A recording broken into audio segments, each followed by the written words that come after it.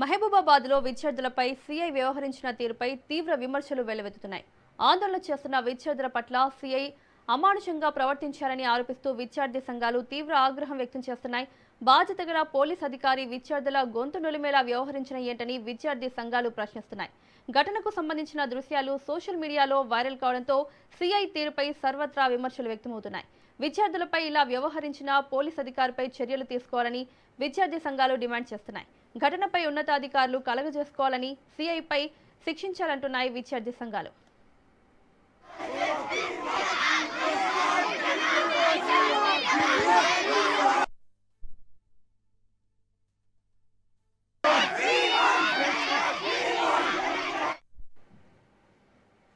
ఇదే అంశంపై మాట్లాడడానికి national president of DSFI doctor Vivek గారు అందుబాటులో ఉన్నారు జూమ్ లో.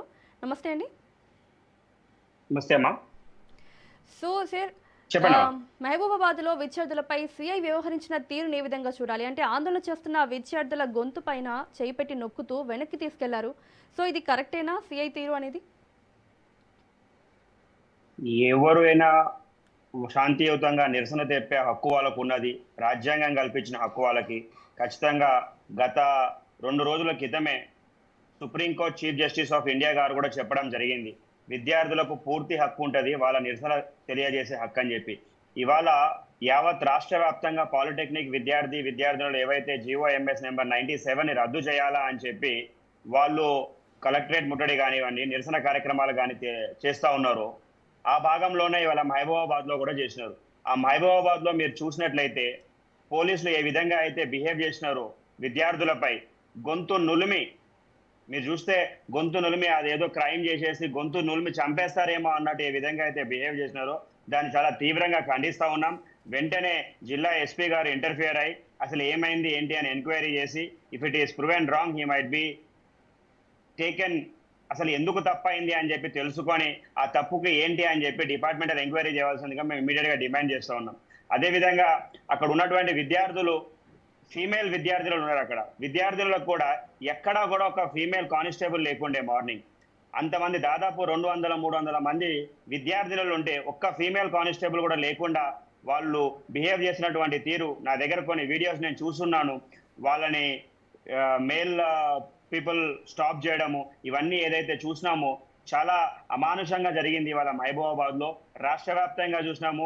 ఒక కొద్ది నిమిషాల కిందటే చూసినా నేను బీఆర్ఎస్ డిప్యూటీ ఫ్లోర్ లీడర్ గారు హరీష్ రావు గారు కూడా దీనిపై స్పందించినారు. మేము వాళ్ళకు కూడా కృతజ్ఞతలు తెలియజేస్తూ ఉన్నాం. అదేవిధంగా ప్రతి ఒక్కరు కూడా ఇలాంటి తప్పు జరిగినప్పుడు ఖచ్చితంగా ప్రశ్నించాలా. తప్పు ఉన్నది అని చెప్పి చూపిస్తూ ఉంటే తప్పు చేసిన వాళ్ళని వదిలేసి తప్పు చూపుతున్న వాళ్ళపై ఈ విధంగా వివరించడం ఏమాత్రం కూడా సబబు కాదు. దీన్ని చాలా తీవ్రంగా మేము ఖండిస్తూ ఉన్నాం. ఇది కానీ ఇక్కడికి ప్రాబ్లం అని వాళ్ళు రెక్టిఫై చేసుకోపోయినట్లయితే ఖచ్చితంగా రాష్ట్ర వ్యాప్తంగా మేము ఆందోళనలు చేస్తాం. సో నెక్స్ట్ మీ కార్యాచరణ ఏంటనుకుంటున్నారు? ఖచ్చితంగా వి విల్ సీ. ఎందుకంటే ఇవాళ ఇష్యూ అయింది కాబట్టి నేను కూడా ఇందాక ఇన్స్పెక్టర్ గారితో మాట్లాడడం జరిగింది. What action they will initiate and what is their enquiry report అని చూసి, if they are not initiating, we have all the legal doors open. ఏది కూడా నిరసన కార్యక్రమాలు చేస్తూ ఉంటే ఈ విధంగా బిహేవ్ చేయాలని చెప్పి వాళ్ళకి ఎక్కడా కూడా ఉండదు. లీగల్గా నిరసన కార్యక్రమాలు చేసుకునే హక్కు మా అందరికీ ఉంటుంది. మీకు అంతగా ప్రాబ్లం ఉంటే ఒక 200 మంది పోలీసు వాళ్ళని పెట్టుకునేది ఉండే, దాంట్లో తప్పేం లేదు కదా.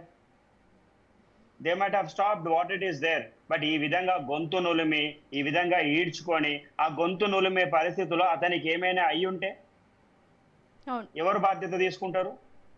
విద్యార్థికి ఏమైనా అయిపోయింది, విద్యార్థికి ఏమైనా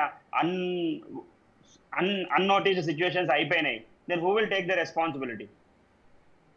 అవునండి. So this is not a part of policing. ఇది ప్రజాపాలన ఎక్కడా కూడా కనిపించట్లేదు. ఇది రజాకారణ పాలన కనబడతా ఉంది. నిజానికి ప్రజాస్వామ్య ఈ విధంగా ఎప్పుడైనా చూసినామా? విద్యార్థి సంఘ నాయకులు చేస్తా ఉంటే ఏమైంది? విద్యార్థి సంఘ నాయకులు పెద్ద పెద్ద ఉద్యమాలను అణచివేయాలని చెప్పి చూసినారు. ఆఖరికి ఏమైంది? న్యాయమే గెలుస్తుంది, ధర్మమే గెలుస్తుంది. ప్రజాస్వామ్య దేశంలో ప్రజలకు కానీ విద్యార్థులకు కానీ ఎవరికైనా కూడా ఆందోళన చేసి నిరసనలు తెలిపే రైట్ అయితే మనకుంది.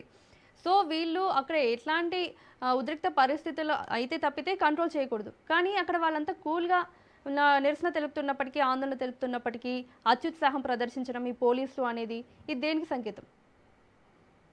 అదే ఇక ఎవరు కూడా ప్రశ్నించకూడదు. ప్రభుత్వం ఏం కావాలంటే వాళ్ళు అదే చేసుకుంటది. వీళ్ళు ఏది కూడా ప్రశ్నించకూడదు.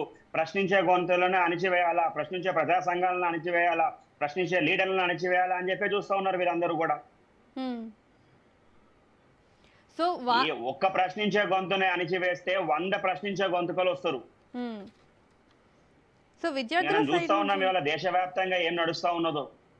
దేశవ్యాప్తంగా నిరుద్యోగులు కానివ్వండి, విద్యార్థులు కానివ్వండి, జెన్జీ మూవ్మెంట్ కానివ్వండి, ఎట్లా నడుస్తా ఉన్నదో మనం చూస్తా ఉన్నాం.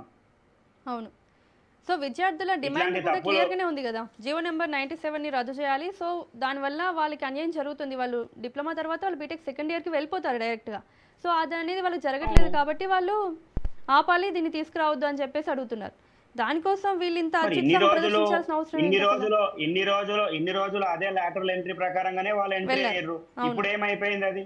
హ్మ్. ఇప్పుడు ఏమైపోయింది దానివల్ల మరి ఇప్పుడు డిప్లొమా చేయడం వల్ల వాళ్ళకి ఏం ఉపయోగం అయింది ఇప్పుడు వాళ్ళకి అవును.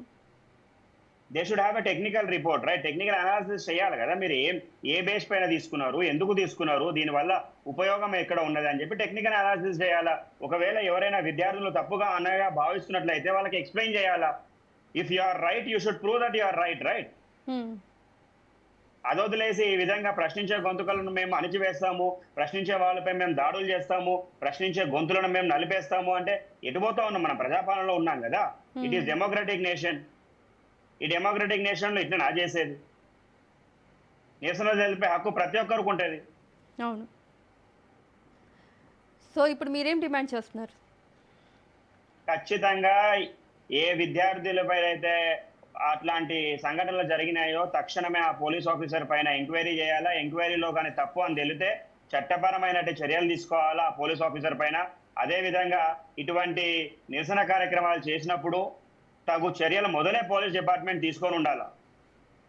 ఇట్లాంటి తీసుకొని జరగరానిది ఎవరికైనా జరిగితే అది ఎంత ప్రాబ్లం అవుతుంది? హ్మ్. So we condemned the situation and we want all the police inquiry to be conducted in a very transparent way. What has happened, why has happened, and what are the measures that will be taken in future by the police department. ఇది కేవలం మహబూబాబాద్ లోనే అయిందని కాదు, రేపు పొద్దున ఇంకెక్కడైనా కూడా కావచ్చు. హ్మ్. So we request all the police heads to intervene, the district boss, the police boss to intervene in the situation and see that everything goes in a smoother and normal way. అవును. So అయినా police వ్యవహరించిన తీరుపైన మరి ఇటు government ఏమైనా స్పందిస్తుందా అసలు? అదే అమ్మా, అది ఇప్పుడే జరిగింది కాబట్టి, ఇప్పుడే ఇష్యూ అయింది కాబట్టి, ఇప్పుడే బయటికి వచ్చింది కాబట్టి ఆ వీడియోస్ అవన్నీ కూడా ఇంతసేపు విద్యార్థుల్లో ఇదైందే కానీ ఆ గొంతు నిలవడము అవన్నీ ఇప్పుడే బయటకు వచ్చినాయి కాబట్టి అందరూ విద్యార్థి సంఘాలు, కేవలం ఒక్క డిఎస్ఎఫ్ఐ కాదు, ప్రతి ఒక్క విద్యార్థి సంఘాలు అందరూ ఏకమై ఒకటే చెప్తా ఉన్నారు, ఈ విధంగా విద్యార్థులపై ప్రవర్తించడం ఎట్టి పరిస్థితుల్లో కూడా సబబం కాదు. ఇదే అవుతే రేపు రాష్ట్ర వ్యాప్తంగా మేము ఆందోళన చేస్తాం. ఓకే. థ్యాంక్ యూ వివేక్ గారు.